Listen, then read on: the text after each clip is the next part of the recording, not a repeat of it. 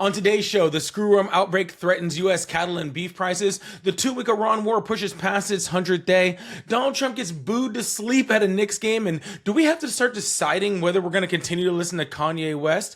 That and more on today's show. Welcome to the Polypolitics Show. Welcome to the Polypolitics Podcast. I'm your host, Christopher Turner, where opinions are challenged and facts matter. A place for honest conversations and unfiltered perspectives. Screwworm has been essentially eradicated in the United States for 60 years, and we're starting to see an uptick in cases of it as it travels from Central America into the United States. And one of the reasons that we're seeing this is Doge, right? Donald Trump came in and gutted a bunch of regulatory offices, ones that were affecting his rich friends that he believed was stopping them from making money, or put Elon Musk in charge to make sure that was happening. Cuts that were specifically targeting Elon Musk and his companies, people that were trying to regulate these things. And one of the people that got cut, or one of the regulatory bodies that got cut, was the USDA.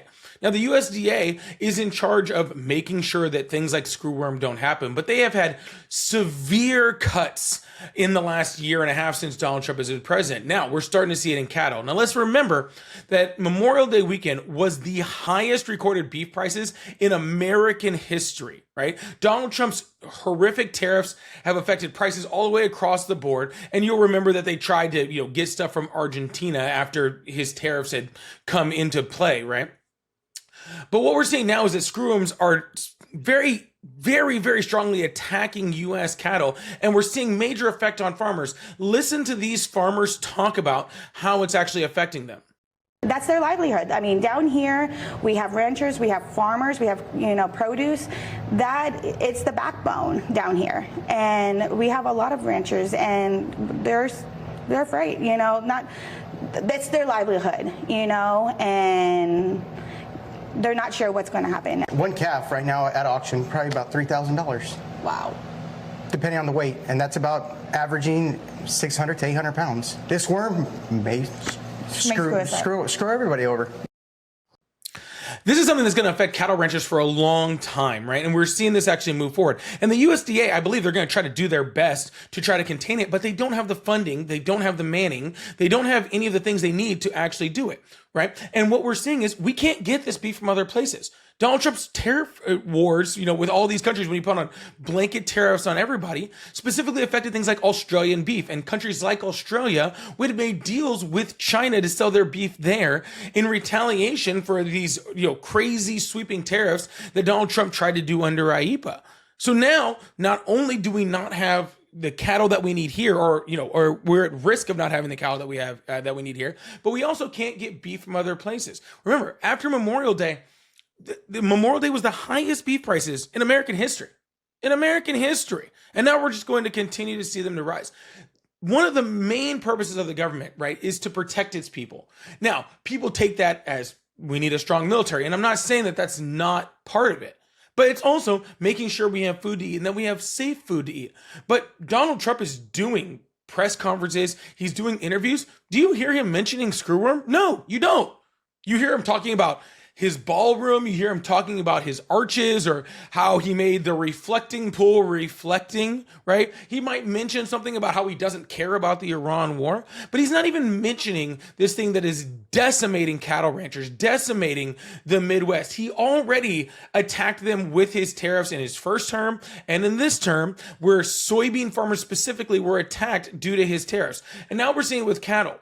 Donald Trump does not care about middle America. Donald Trump does not care about the agriculture of the United States. He doesn't care. It's not in his agenda. Now, why would he? Like, when you have somebody like Donald Trump, a real estate developer from New York, why would people think that he would be in support of this? But yet we continue to see this same part of the country continue to support him. And I just want to know, when is the agriculture industry in the United States going to start standing up for themselves and start saying that, hey, it is very obvious that Donald Trump does not support us, and we are no longer going to support him until he starts supporting us? So you're saying you didn't break your promise, and yet, Mr. President, in your first term, you held to that promise, and it was so fundamental to who you were as a candidate to a first-term president.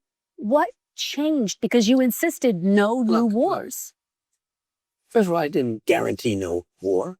Why would I have built the strongest military in the world? I built our military. I inherited a terrible military. We had no equipment. We had nothing. I built a tremendous military. Biden gave a lot of it away, but it's still a relatively small portion compared to what I built. But you said it over and over again, Mr. Why would I President. build a military? Now, I didn't want to use this, but I'm doing you and everybody else a big favor. The Iran war, the longest 2 weeks in American history.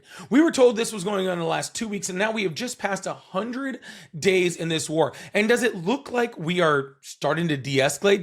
Do things look like they're coming to an end? No, the exact opposite. Israel bombs Beirut, which Iran calls a break in the ceasefire. So Iran sends missiles at Israel. Not many of them hitting, but still the attack happened. Then the United States disables a oil shipping vessel in the Gulf of Oman, and Iran, in retaliation for that, takes down an Apache helicopter. Now, I want to be very clear. I'm very happy that the air crew from that Apache helicopter is safe. But what does the United States do? They then attack in retaliation for that retaliation. And now, and maybe by the time this podcast comes out, it's already happened. Iran is saying that they are going to retaliate on that attack against the United States. Does that sound like a war that's ending? Does that sound like a war that's very, very close to being over, or that, that is very close to coming to a peace deal? Does this sound like something that they shouldn't be talking to Congress about? No, the exact opposite. This feels like an escalation. And some of the critics say, oh, we need an escalation before we get to peace. Why? Why do we need that? Why are we there? See, this is what happens when you have incompetence in a war. None of us are disagreeing. The Ayatollah, horrible person. The IRGC, horrible. They have done human rights violations. They have been a major funder of terrorism, right? They are absolutely horrible in the way they're doing things. And no, I do not want them to have a nuclear weapon. And I'm so tired of having to quantify that to people.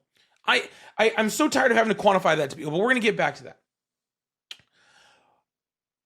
We could have done this diplomatically. How do we know we could have done this diplomatically? Because Barack Obama did it. He was able to stop them from getting a nuclear weapon. But what we're at now is a war where radicalization is happening. We're sending Tomahawk missiles into schools. We're attacking people. We're killing people. Do you think this is going to get us to a point where the Ayatollah is now better, where the IRGC is better, where the people in Iran like the United States more? Right? I was saying I get tired of quantifying it, because what I get so sick of is, for some reason, saying that this war is ridiculous, that we didn't need to be in it, that Iran wasn't posing an imminent threat, that the only reason that we're in this war is because of Netanyahu, somehow gets translated in people's heads to, you support Iran. No, I don't support Iran. I think Iran is horrible. I think the things that they're doing have been horrible. I think that the new leader, the new Ayatollah, is going to be worse than the last one. Do I want to find a way to stop them? Yes. But we're not doing that. We're creating the next generation of terrorists there. Okay? They're negotiating with the IRGC. They're negotiating with the new Ayatollah. They're negotiating with the same people who committed those human rights violations to begin with. Do you think the 86-year-old Ayatollah was the one that was out there killing their civilians? No. It was the IRGC that was out doing that, and that's who we're negotiating with. Oh, but Iran can't have a nuclear weapon. I agree. I don't want them to have one. Okay? Donald Trump pulled us out of the JCPOA. We had a deal to stop them from having a nuclear weapon. All right? Do you think that Iran is just going to now just decide, oh, well, we're going to give up all of our nuclear material after you bombed us more? You think they're going to... It has already been reported that the Trump administration is offering upwards of $300 billion to Iran to end this war. Do you think they're not going to use that to fund terrorism? Well, we'll make sure they don't. How? No one has been able to explain to me in any type of logical thought how we actually enforce Iran not using that $300 billion, which apparently is on the table, $300 billion of your tax dollars, how we stop them from using that to fund terrorism. Do we just say, oh, we're going to go back to war if you do it? Cool, we're going to be in war until I'm a grandpa, if that's the case. We can't enforce that. What we can do is be be diplomats. We can stop them from having a nuclear weapon by negotiating with them. All right. But this is why I say it's not even a matter of a disagreement of whether we should have taken out the Ayatollah. He was 86 years old. Father Time was going to do it any day. It's that I have no confidence that this administration has the ability to actually get us out of it. Donald Trump has already come out and said, I didn't know they would close the Strait of Hormuz. How? How did you not know that? It just shows a level of incompetence. He thought that he was going to go in like Venezuela, do a quick 1 or 2 day thing, and then be out. But no, this isn't the same situation. Iran is not Venezuela, okay? Israel is going to do what Israel wants to do. You think they're just going to stop because you asked them to? Donald Trump, for some reason, didn't understand that he didn't have the ability to just get out of this war whenever he wanted. And that's a problem. That's such a big problem. When you have the president of the United States who doesn't understand that there is more at play than just him making a decision on when he's done. That there's more at play that Israel can do to affect U.S. interests, bombing in Kuwait and Saudi oil fields and, Qatari natural gas plants. That there's things that are at play that are just not, I'm just going to leave when I'm ready. That Bibi Netanyahu is going to continue attacking until he's done. And there's nothing that the Trump administration can do about it. So it wasn't a matter about taking out the 86-year-old. It was having an end goal, an exit plan that was actually executable. And we don't have that. And Congress isn't forcing him to have that. Congress has allowed them to go this long without any type of check from the people. And now we are starting to see some dissent in that. But hopefully now is not too little, too late, because we don't have an exit plan, and I don't know how we're getting out of this without one. Donald Trump attended Game 3 of the NBA Finals at Madison Square Garden in New York, and his reception was less than ideal for him. Check out the boos that Donald Trump was getting when he attended the game.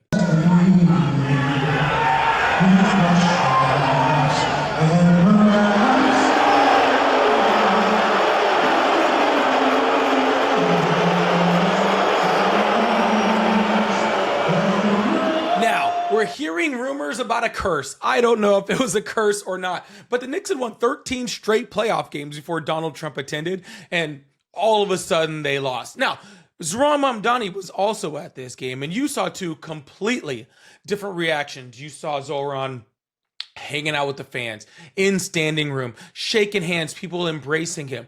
Wow, Donald Trump was booed out of the stadium. You saw him in the owner's box, pretty much asleep, because Donald Trump doesn't know ball, definitely doesn't know basketball. I don't know why he even attempted to go to this game and waste U.S. tax dollars to attend this game. But the people do not want him there, okay? And I think that's what's really important. The fact that he even thought he could go, I thought was crazy, all right? The thought that the Knicks owner thought that that was a good idea, I guess maybe he thought saying no to the president was more detrimental than having him there. But remember, we're still currently at war. Currently, we are in a wartime situation. We just talked about the Iran war. We talked about outbreaks of screwworm, right? We didn't even talk about measles, Ebola, all of the things, all the horrible things that are happening in the United States right now that the president should be addressing. And what is he doing? Talking about his ballroom and attending Knicks games that nobody wants him at. Nobody wants him there. No, nobody in the stadium wanted him there. No one in New York wanted him there. Nobody watching Game 3 of the finals wanted him there. They didn't. They wanted the Democratic Socialists. They wanted Zohran. And I think that shows a lot about how the tide is turning for Donald Trump, right? These weren't just boos. These were a statement about the president's actions, about how he's running the country, about him just in general as a person and as a president. And the people were showing, not you, we don't want you here. Go back and start trying to fix our country, because all you've done is destroy it. The college dropout, 808s and heartbreaks, graduation. These are Kanye West albums that I grew up listening to. Music that I would even say partially shaped, myself as a young man. Albums I loved. Albums that I still find myself listening to from time to time, right? But Kanye West has come under a lot of scrutiny very, very recently. And just even more recently, he was banned for performing shows in the United Kingdom, in Australia, in Italy, and Brazil. We have also seen senators like Rick Scott try to ban his concert in Florida, in Tampa, where I live. And I think that we need to start asking a lot of questions about Kanye West. Now, honestly, I think that the man is mentally disturbed. I really do. He came out with a song very recently.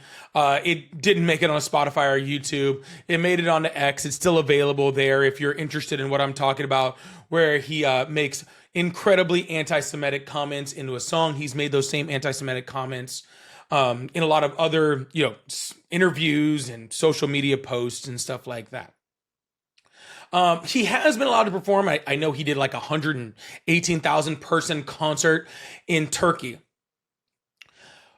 At what point do we get to a spot where it's not okay for me to listen to College Dropout anymore? Like, at what point does Gold Digger come on and I need to turn it off? Do we judge his prior music based on how he acts now? Do we just block him on our accounts? Do we stop listening to him?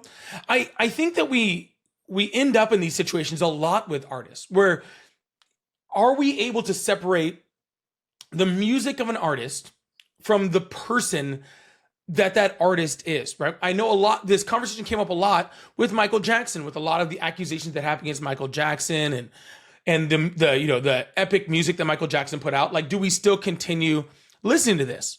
Like, is there a line? Is there a certain thing that he says, a certain thing that he does where we just have to cut him off completely? Or can we still listen to flashing lights in the car and still bump it, knowing the things that he's saying, the things that he's doing? I don't know the answer. I don't. I want to continue listening to his old music. I'll be honest, I don't listen to any of his new music. I think that maybe that's just a little too close for comfort for me. Maybe that music has just, that music I can't separate from new Kanye. Because maybe I'm able to see them as almost like two different people, even though maybe they weren't. But I don't really know the answer, right? Obviously, these countries are looking at the things that Kanye is saying, the things that he's doing. And they're saying, no, we don't want this. We can't have this. Obviously, a lot of these countries that are doing this were vital parts of World War II and, that fought against fascism and fought against, a lot of the things that Kanye is saying he's representing. He's called himself a Nazi many times, right? At the same time, when I listen to those music, or when we all listen to those music, and even though it might be minute, that money is going to support him, right? He's getting royalties on all of this money, and he's using that money in order to do and to propagate some of the things that he's saying. So I don't know. Maybe you guys can help me answer that question, because I don't know if Kanye West dropped Gold Digger tomorrow, if he dropped his, mid 2000s music tomorrow, would we still listen to it? Would we still think about it the same? Would it still have our support? And should we keep listening to the old stuff, knowing that that's going to benefit someone that I think all of us agree is both A, mentally disturbed, and B, saying things that we, vehemently disagree with? Let me know what you think in the comments. I'm actually very curious to what you guys have to say about it. God of War, one of the most iconic video games that exists, just announced the possibility of having a female lead in the next God of War. And when I tell you that people are losing their mind, specifically some men in the gamer community, I am not joking. Check out some of these clips of what they are saying about it. Here's the reality, and you know it. You know that they keep replacing characters that are white and male with characters that are non-white and non-male. And the reason why is they want to push a social agenda. That's the reason why they want to do it. It's not because the character was too boring. It's not because people weren't interested in it. It's because they're pushing it for a social agenda. That's the same reason why you see a lot of gay and trans stuff in video games. Nobody's asking for that, but they still keep getting it. Do you think that any person actually wants to play like a character that looks this way? I don't think that they really do. I don't. I think guys have no problem playing female characters, but she's got to be really hot. It's a guy game. It's made for guys. Kratos is the peak masculine male character, and the people that are playing it are overwhelmingly men. If you swap it over to being a middle-aged suburban mom who has a magic sword that she can talk to, and she can cast magic spells with her hands, nobody gives a shit about it. We've already seen this in so many franchises. We saw it in Star Wars. We saw it in Marvel, The Last of Us, Assassin's Creed.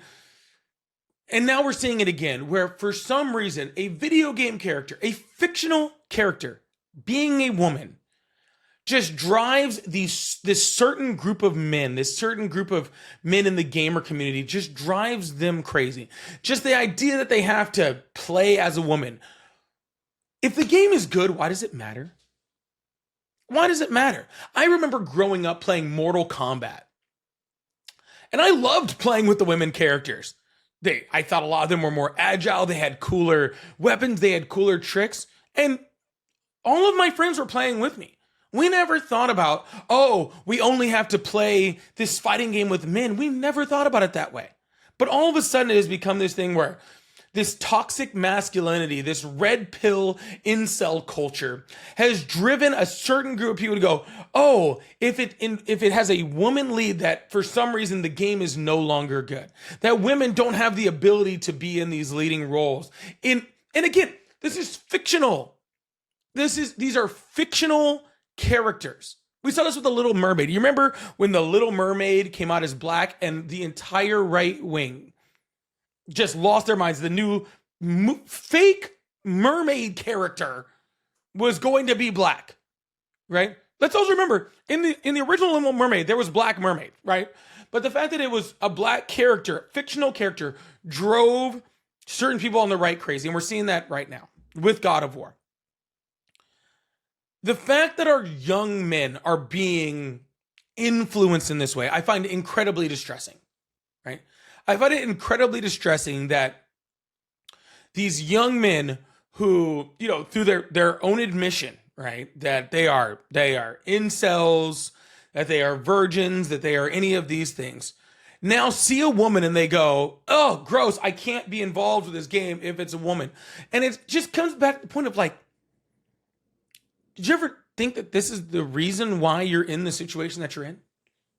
Like, did you ever think that maybe the reason that women don't talk to you is because of your disgust of women at sight?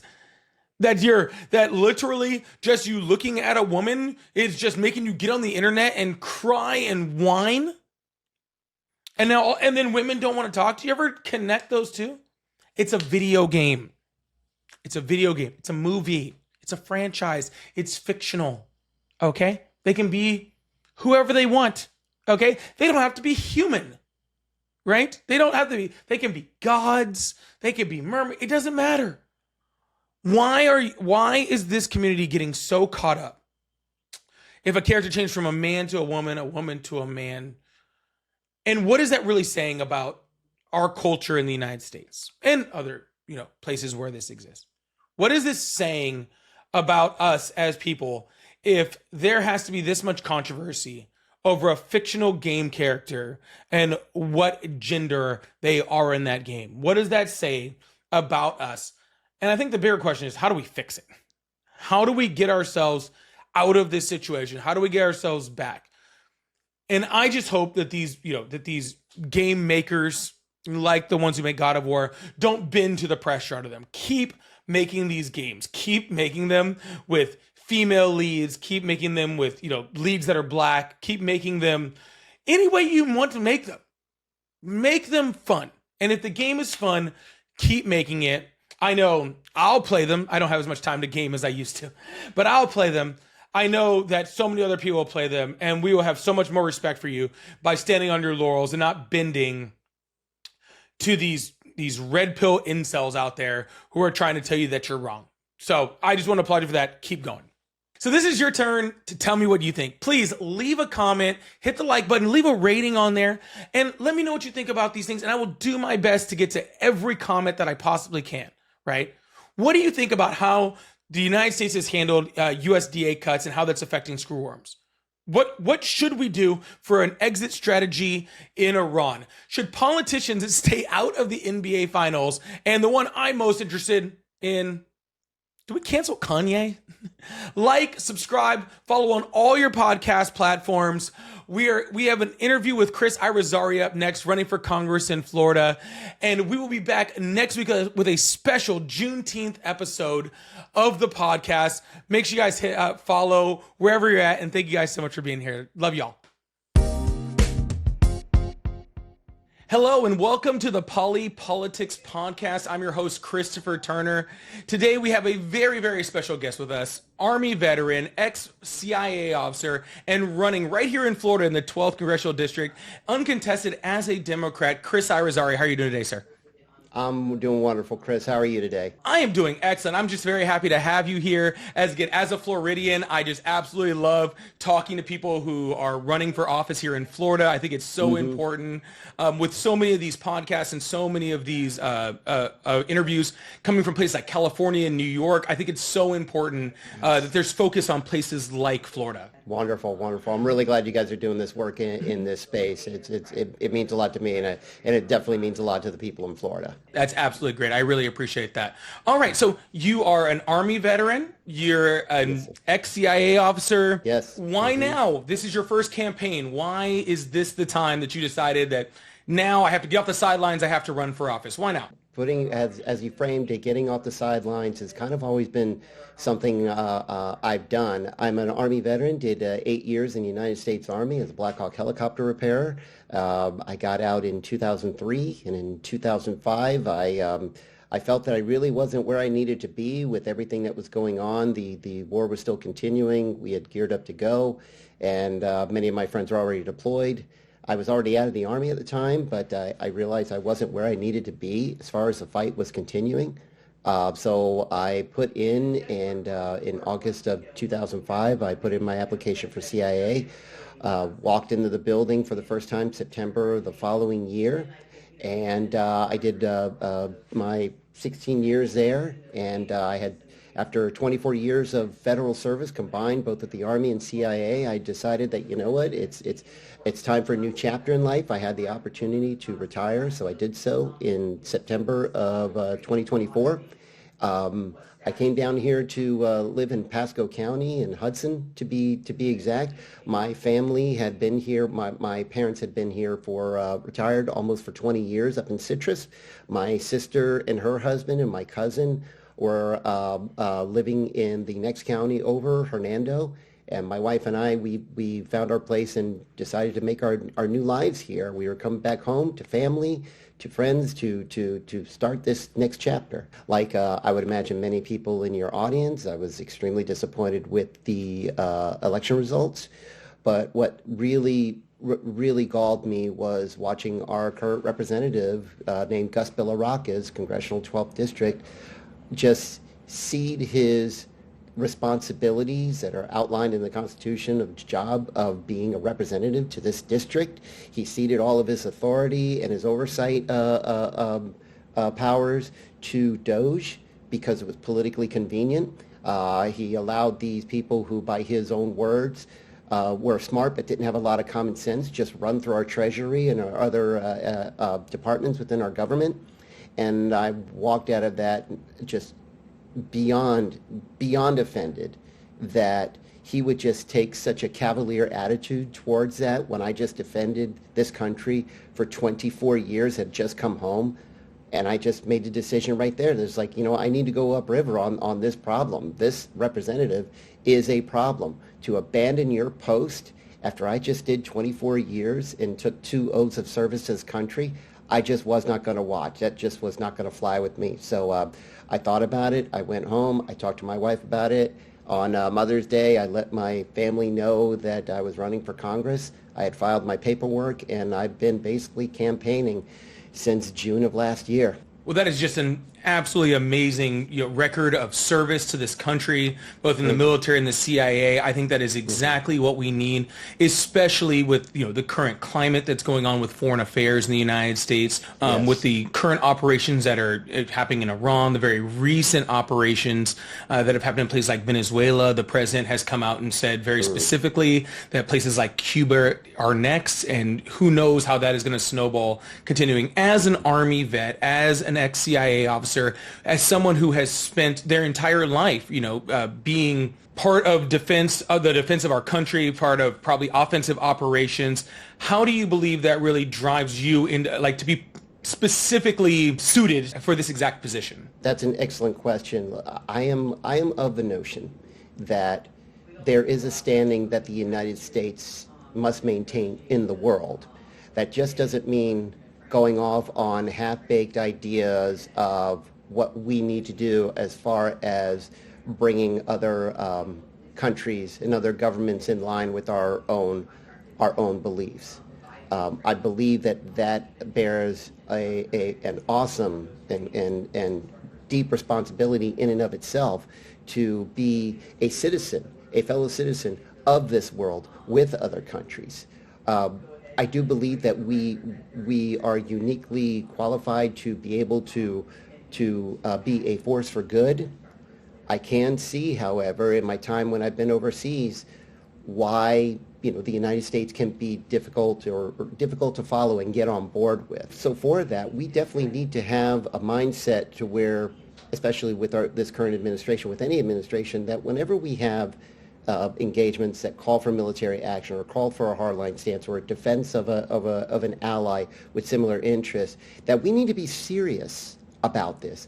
And we need to actually sit down and think about what are the consequences that are being done. We should have learned all of this in the last 20 years with our global war on terrorism, and then just going half-cocked into places where the enemy wasn't, where we didn't have weapons of mass destruction, just to sit there and for aims that are really cloudy, and one can make the argument didn't really serve the purpose or the interests of the United States. That's exactly what has been happening right now. And anybody who leads off any discussion with these incursions into Venezuela, with the incursion currently going on in Iran, and any designs that we have on Cuba or Greenland or anywhere else, and they lead that conversation with the operation name, automatically, to me, disqualifies them. They are not serious. They are part of the marketing of something that is a dangerous endeavor. Everybody has said this. Iran, specifically to Iran, there was no imminent threat. So we did not plan all this out. They did not have serious discussions like what's going to happen when the missiles start to fly. So I think what that brings me is getting back to your question, just it doesn't make me uniquely qualified, but I certainly have the appreciation of what any incursion like this really takes on the front end, rather than having us deal with the mess on the back end. Absolutely. That's a very amazing answer. And you mentioned in that, right, about wars that we had previously been in. We're talking things like Afghanistan, right, where we were there for 20 years, Yes. Objectives moving. And Donald Trump ran on no forever wars, right? He comes in, he does these things, right? He claims they're under things like the War Powers Act. That's when Congress now has the ability to check Donald Trump's executive power. Yes. If you were to be elected, right, would you be a person that believes that the executive has a certain level of leeway that they need to be able to execute? Or would there be more of a constraint, right? Would you believe that as a congressman, you would be more constraining on when the executive can use the power with the mighty might of the U.S. military, or should he be allowed to operate with as much leniency as possible? I believe in the concept of what we have, which are three co-equal branches of government. And if there's going to be any incursion that has, now there are military incursions that have taken place that have not had direct congressional oversight or approval beforehand.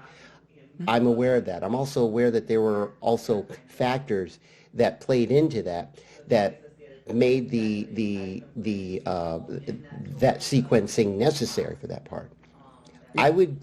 What I would hope for, what I would be pushing for, is for any type of military incursion that goes on needs to go through Congress. If not anything, for a sanity check, or, as I would jokingly call the people, I work with the CIA, I need a sanity check, or at least an insanity check. I don't know, something. But let's not put so many lives at risk. Let's not inflame regional tensions. Let's not disenfranchise allies who had interests that now suddenly out of touch or out of alignment with ours. Before we create all that chaos, we have to make sure that people that are in the room who are serious, who understand the consequences of these actions, are talking about this and gaming everything out. That's where Congress really needs to flex their authority, and also with approving money for this. We should not be going off, having missiles fly, and then having our representatives say, well, they talked to me afterwards and it's fine. No. Why was it fine? Why didn't you say, Mr. President, you need to talk to us about this? We control this. This is not something that you're going to just write off of fields or some executive order.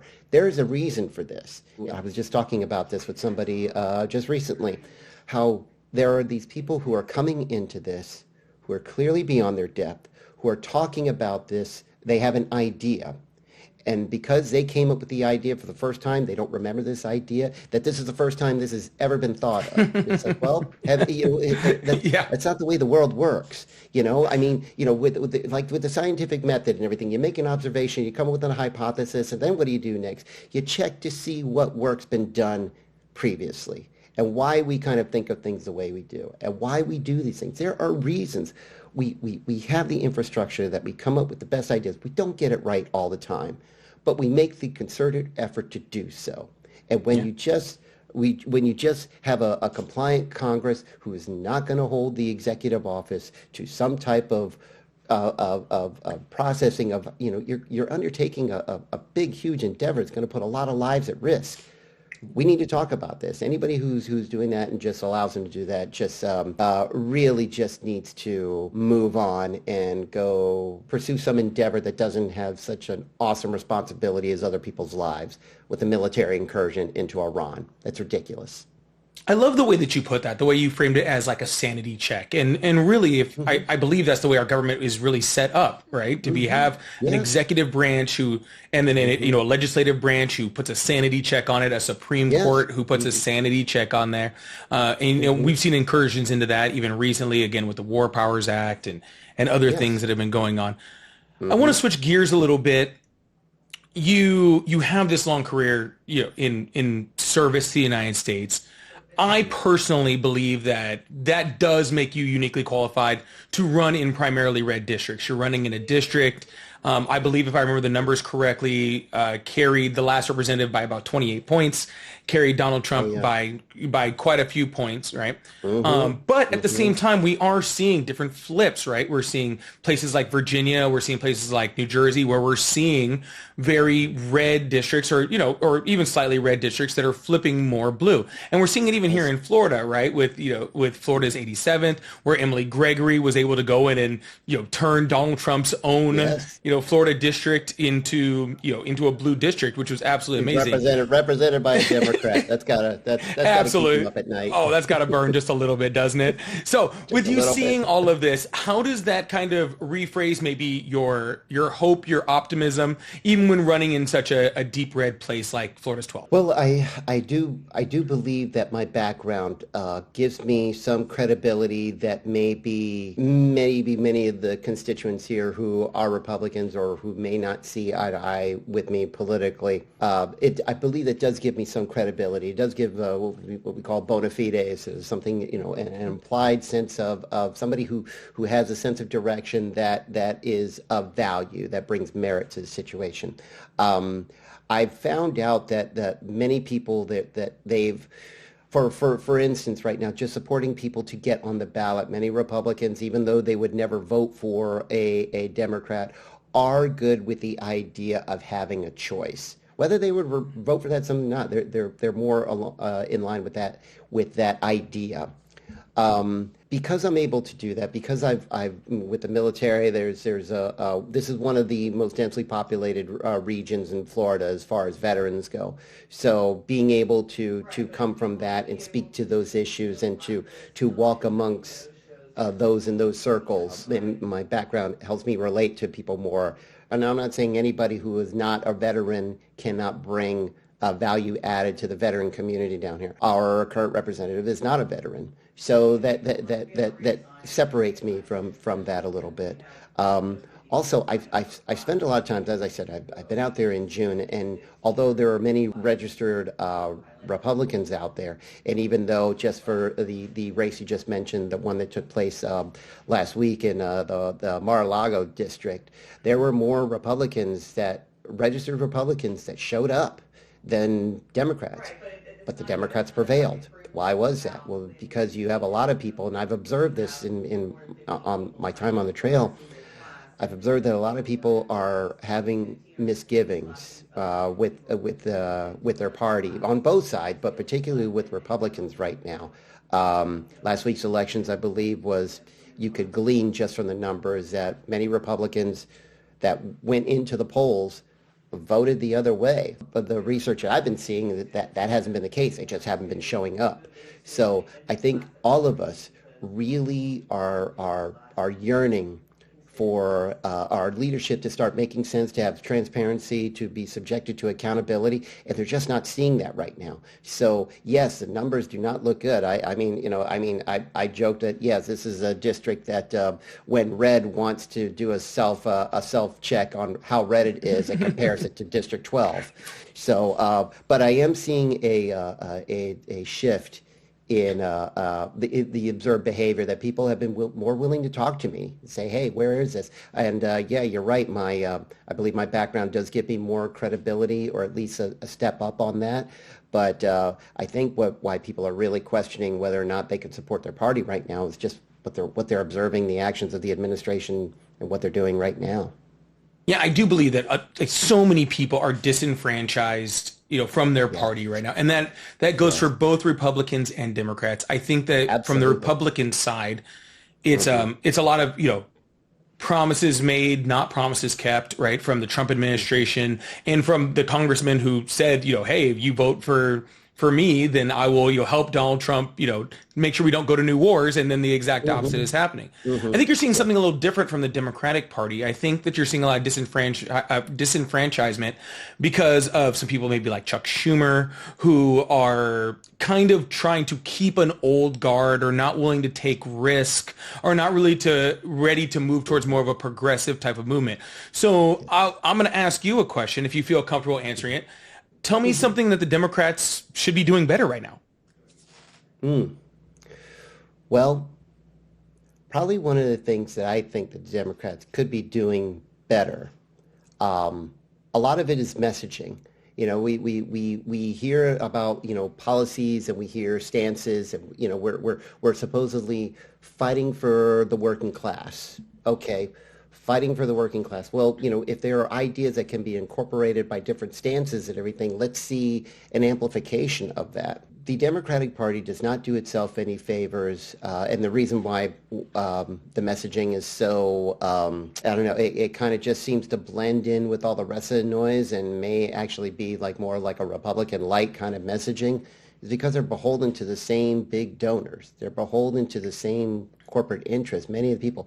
Now, there is a recognition that this is a problem. You look at just Citizens United, and just people being able to do that, put unlimited amounts of money into the messaging of people, and where Democrats need to separate themselves is get away from that. I think actually both sides, Republicans and Democrats, just need to get away from that big, huge money infrastructure that I think ensnares so many people. And after a while, they just seem to go along. The job is in the title, to be a representative. That means that that the voice of the people that you represent are echoed in your voting record. And people are just not able to see that. They're not able to see that with the Republicans. They're not able to see that with the Democrats right now. So, which is why myself and many others right now, especially veterans or just people in general right now, are just running, and they're saying this is grassroots. This is we're not gonna be taking big, huge corporate donations. I got an email the other day. Have you considered taking cryptocurrency as far as like a vector for donations to come your way? No. I'm just about, but I am about building a grassroots campaign by going to people, speaking to them directly. I think it was Bernie Sanders that said it in one of his books. Speak to them about their pain where they live. And if you show that there's like a connection, that you're at least listening, then I think you do yourself a lot of favors as far as being able to connect and convince people that, yes, you're part of that party, but you're not part of that established mindset. I hope I'm clear. No, that sounds absolutely great, and you're 100% correct. I as far as from my opinion, right, this establishment voice, this branding, this voice that's coming from the Democratic Party is not the right one, right? From the majority of people, we do have people like Bernie Sanders, people like AOC, people that are out there that are speaking, and whether you agree with them or not doesn't really matter. Just the fact that they're out there and speaking in a different tone, in a different cadence, in things that is more, connected to the people that they represent, right? So let's bring it right there. The people that you represent, what do they need? What are you going to bring to them if you're elected? Oh, there are a lot of things. I would probably think that one of the things that are just right now, just undeniable, is just the general unaffordability of life right now. And we have been beholden to policies and spending priorities that have just not served anybody. People cannot afford to get health care. People cannot afford basic services in order for them to be able to, whether a car repair or, God forbid, get sick and not worry about it, bankrupting them, because everything is just so skewed towards a business model and not towards the public. One of the things that many people talk about, or especially people trying to establish young families, are how they're going to afford the child care. There's a reason why other countries are not looking to emulate our health care or our social safety net and everything. Or lack of social safety net, or lack thereof. It's just the general affordability and it's my core tenets have always been that people should be able to achieve the American dream. Whatever that is, you should be able to do that. But what does that mean? What does that actually mean? Well, I would think that anybody who wants to achieve the American dream of having a stable life and would need their health care done. Well, all that's being pushed down on the individual in our current healthcare system, how it's paid for. You're talking about as far as worker protections. I would think that they would need some type of way to earn an income, and if they're willing to work for it, they're willing to earn. My family, I was able to grow up. My father was the only worker. He worked for Florida Power and Light. When we were young, we had electricity, we had healthcare, we had a roof over our heads, we were fed. People just aren't able to do that. We need to bring that down and make that affordable for people. Public education, they should be able to go to a school that's going to sit there and teach them things like, critical thinking and civics and, the co-equal branches of government and also art and history and things of that nature. And we're seeing so much of our school system actually break down under the sheer weight of the students that it needs to serve because we don't pay teachers enough. They're just not paying them and they're just leaving in droves. This brain drain just gone. And then of course you finally have the environment. I watch people every day enjoy the Gulf of Mexico. Yes, it's still the Gulf of Mexico. I mean, they changed the name, but it still looks the same.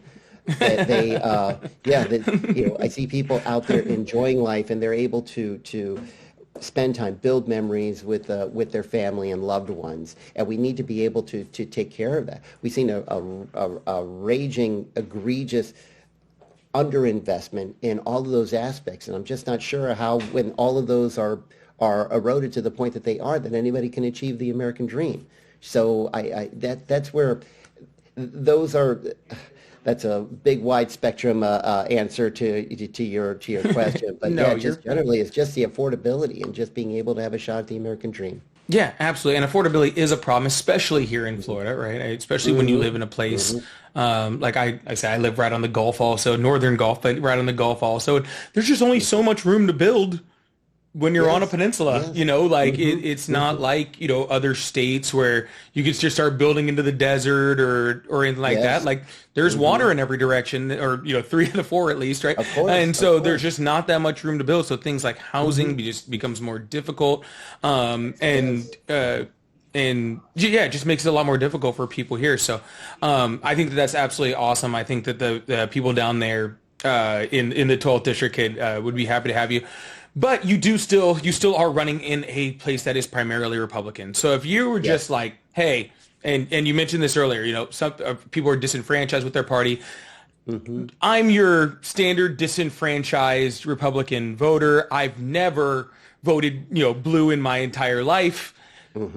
Tell me something, convince me, give me a 30-second breakdown of what you could say to convince me to check your name come November. Well, Chris, I see that, you know, I realize that we are on different parts of the spectrum as far as politically, and I totally understand that. So I would understand the messaging that you've heard that would give you pause to support me on the ballot in November. But I believe, Chris, that you and we actually have more in common than we have different. Well, let me ask you this, Chris. Do you believe it's fair that our healthcare system, as was put by a book, I believe it was Dr. Abdul El-Sayed, do you believe that we should have a system, that it's fair, that we have a healthcare system that when we're sick makes us poor, and because we're poor keeps us sick? Do you believe that that's fair? Is that something that you want? Because if you don't want that, then guess what? We certainly agree on that. I don't believe that's fair. I believe that people, if they get sick, they shouldn't have to determine whether or not we got to pay this bill, or are we going to keep the lights on, or are we going to be able to get that car repair, or are we going to be able to get food. I believe that you should be able to go in there, and I will do everything as your representative, even though I may not be part of your party. As your representative, I would want you to have just the same opportunities to be able to, when you get sick, you can see a doctor and get well. I would want that for you. I would want that for the NPAs. I don't just want that for Democrats. I would want that for everybody I represent. That's why I would want you to vote for me, and that's why I believe you would not be disappointed in my representation of you. I think that's absolutely amazing and very well done. I'm convinced. I'll come vote for you. Thank you. I'm not in your district, but if I was, I would come vote for you. Well, is there anything else that you would like my listeners to know before we end the interview? Anything that you'd like to say? Anything that, you know, to pitch any type of events that you're having, or any you know, financial, you know, donation places or anything like that? Your website, anything? Yes. So we are in a critical time right now.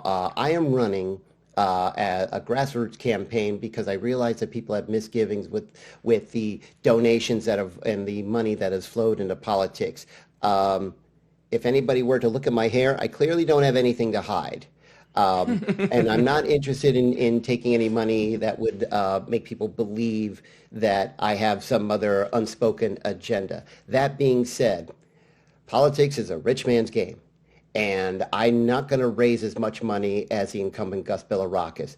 But I can use any donation, everything. I don't need to match them dollar for dollar. I just need to be kept on the street, because I know that the messaging that we've been using with this campaign, talking to people, directly engaging them face to face, is where it's at. That's where this election is going to go. But I need the resources to be able to get out there, to continue to meet people, to continue to get our message out, to continue to engage, and any help that people can provide. Because if you want change, change is going to take one thing, and that's an investment. If you're good with the status quo, then, hey, you know, path of least resistance. You literally have to do nothing. But if we really want to turn this over, not only with everything that's going on in Florida, but across our country, if we want to make the shock, if we want to create tidal waves as far as like the reaction, the earthquake of being able to flip this district, then I'm going to need every dollar that people can spare. go to chrisforchange.com. Go to my Act Blue campaign. You could sit there and donate $5, $10, whatever. Keep me on the street. Keep me out there engaging. You can also go there and join the fight by helping us volunteer. We're always looking for volunteers. Our needs are growing more and more. I just had a staff meeting yesterday, and we had a lot of stuff that was piling up. We have a small but mighty group of volunteers, and we're always looking for people who are looking to get in the fight and looking to make a difference. So yeah, please go to chrisforchange.com. Help out any way you can. That's the message I would want to get out. Well, Chris, thank you so much. And for all my listeners out there, hey, you guys talk about wanting, to get big money out of politics. If you want to support grassroots campaigns, Democrats, especially if you're in Florida, right? People that we're talking about flipping Florida, this is how you do it, is by supporting politicians like Chris here, by supporting campaigns like this. And again, $5, $1, all of those things go to help so much in true grassroots campaigns. But Chris, thank you so much, and good luck with your campaign. And I really appreciate having you, all right? Well, this is great. Thank you so much for this. I really appreciate it. Absolutely. Thank you for listening to the Polypolitics Podcast on YouTube and wherever you get your podcasts.